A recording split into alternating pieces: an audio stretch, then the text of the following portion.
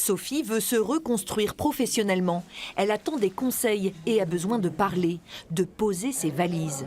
Manager dans la grande distribution, elle a subi longtemps la pression de sa hiérarchie et le manque de reconnaissance jusqu'au burn-out. Quelle est votre situation? Vous êtes en arrêt de travail ou... Depuis combien de temps? Depuis 1 an. Depuis 1 an, vous êtes en arrêt de travail? Ouais. Alors, quelle est la situation? La situation, c'est que là, du coup, comment je suis suivie par un psychiatre. Alors, qu'est-ce qui vous a amené à vous mettre en arrêt de travail? C'est mon corps, en fait, qui n'a plus voulu y aller. Moi, je pouvais plus du tout, quoi. J'étais fini. Enfin, je pouvais plus. Parce que, voilà, quand un salarié venait me demander quelque chose, j'étais tellement fatiguée que j'ai l'impression qu'on me hurlait dessus. Quand je parlais, ça me brûlait de l'intérieur.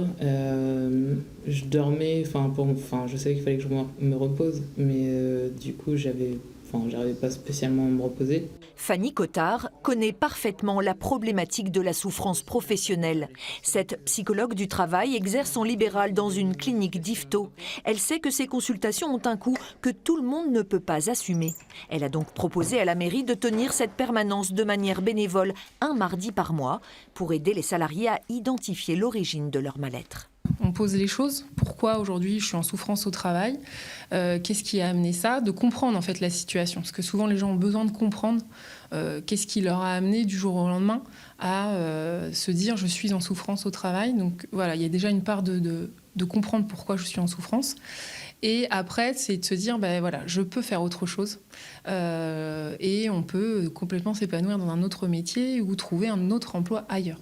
Dans l'ancien tribunal d'Yvetot, les salles d'audience sont donc devenues salles d'écoute et ces permanences gratuites sont prises d'assaut. C'est la 3e permanence de Madame Cottard. Ces permanences étaient pleines à chaque fois.